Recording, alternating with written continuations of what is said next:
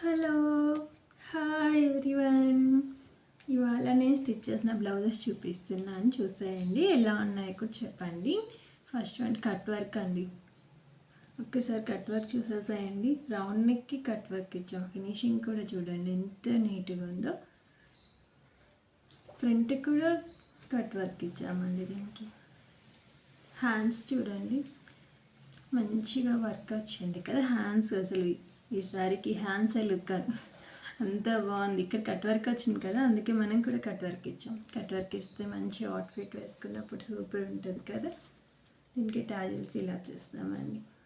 3 ఎలా ఉందో చెప్పండి. దీనికి నేను చార్జ్ చేసే ప్రైస్ 350 రూపీస్ అండి. నేను ఎక్కువ తీసుకుంటున్నానా నార్మల్ తీసుకుంటున్నానా కూడా చెప్పండి. Another one blouse, red colour blouse అండి. అసలు ఈ కలర్ ఎంత బాగుందంటే అసలు రౌండ్ నెక్ అండి. ఇది ఇన్విజిబుల్ పైపింగ్ అండి. ఇది ఒకసారి చూసేసాను ఎంత ఫినిషింగ్ ఎలా ఉంటుంది, నీట్గా ఉంటుంది అసలు ఇన్విజిబుల్ పైపింగ్ అంటే. సేమ్ దీనికి కూడా నేను 350 రూపీస్ ఛార్జ్ చేస్తానండి. ఇన్విజిబుల్ పైపింగ్ కదా 350. హ్యాండ్స్కి కూడా ఇన్విజిబుల్ ఇస్తామండి. అలాగే ఈ బ్లౌజ్ ఎందుకు కుట్టాల్సి వచ్చిందో చెప్పనా, నా ఎగ్జైట్మెంట్ వల్ల కుట్టాల్సి వచ్చింది. చూడండి కస్టమరు ఇక్కడ కొంచెం ఇదైంది, కొంచెం ఐరన్ చేసిరా అని తీసుకొచ్చారు.